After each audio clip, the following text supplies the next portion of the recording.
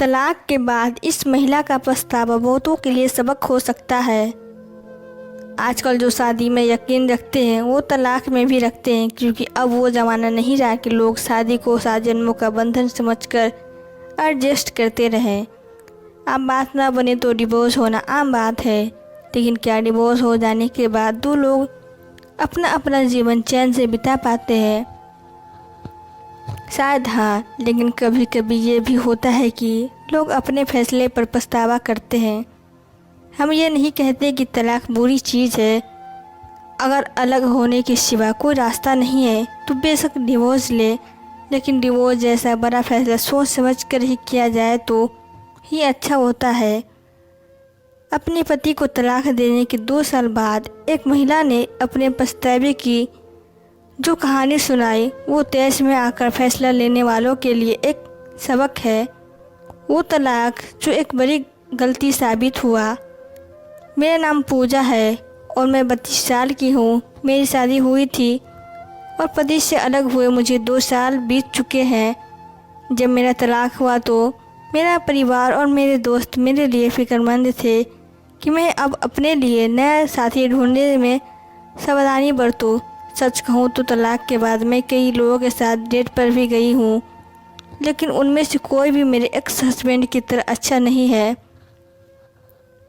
जितना ज़्यादा मैं सोचती हूँ उतना ही ज़्यादा मुझे महसूस होता है कि मेरा पूर्व पति ही मेरे जीवन का सबसे अच्छा आदमी है जो मुझे मिला था। 2 साल में हम एक दूसरे से कभी नहीं मिले। हम पहली बार कॉलेज में मिले थे और एक ही कंपनी में काम भी करते थे। कॉलेज और वयस्क ज़िंदगी के बदलाव काफ़ी कठिन थे, लेकिन फिर भी हम दोनों एक दूसरे के साथ थे और तभी मुझे उससे प्यार हो गया था। फिर हम एक छोटे से घर में शिफ्ट हो गए। उस वक्त हमारे पास बहुत पैसे नहीं होते थे, लेकिन मुझे याद है कि वो मुझे कुछ भी दिलाने के लिए हमेशा तैयार रहता था।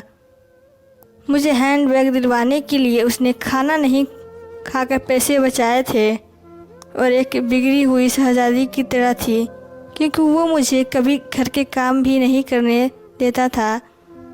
मुझे खुशी थी कि मुझे एक ऐसा शख्स मिला था जिसके साथ मैं अपनी पूरी ज़िंदगी बिताना चाहती थी, और जल्द ही हमने शादी कर ली।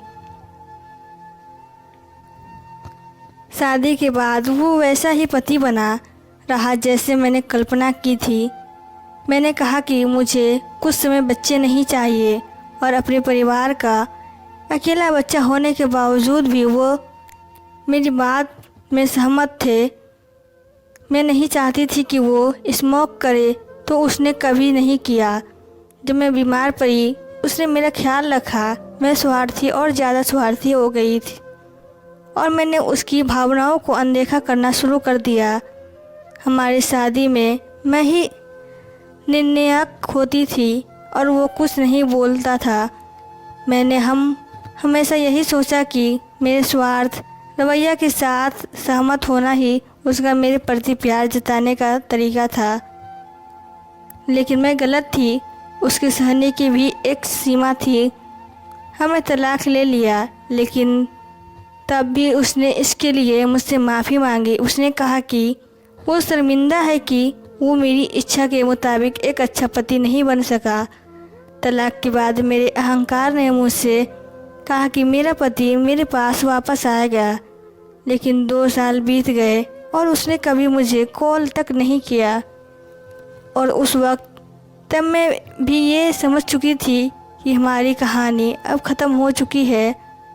एक दिन मैं अपने कॉलेज के दोस्त की बर्थडे पार्टी में गई थी।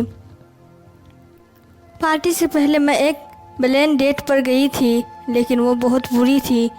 कॉफ़ी ख़त्म होने से पहले ही मैं उसे छोड़कर पार्टी में आ गई।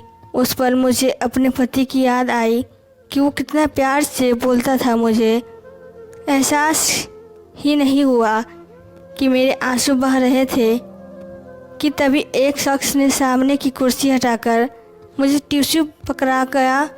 जैसे ही मैंने ऊपर देखा मैं चौंक गई। वो मेरा पति था जो मेज के दूसरी तरफ बैठा हुआ था।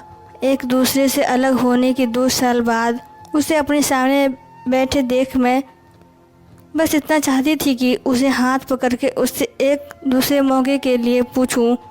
जब मुझे लगा कि वो पार्टी में अकेला आया है तो मेरे दिल में उम्मीद जागने लगी। क्या वो अब तक सिंगल है? क्या हमारे दोबारा मिलने के कोई चांस है? लेकिन तभी उसका फ़ोन बजा और उसने फ़ोन उठाया। उसने फ़ोन पर कहा, ठीक है, मैं 1-2 मिनट में तुमसे मिलता हूँ। वो मेरी तरफ देख कर मुस्कुराया और मुझसे कहा कि उसे जाना होगा।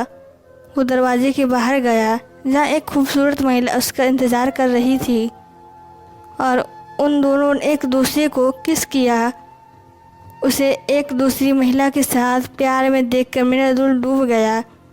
हम एक दूसरे से प्यार करते थे लेकिन मैंने उसकी कदर नहीं की और अब जब वो जा चुका है तो मैं उसे मिस करती हूँ। तो दोस्तों, आपको यह सच्ची कहानी कैसी लगी? अगर कहानी अच्छी लगी हो तो वीडियो को लाइक करें और प्लीज़ चैनल को सब्सक्राइब करें। Thank you.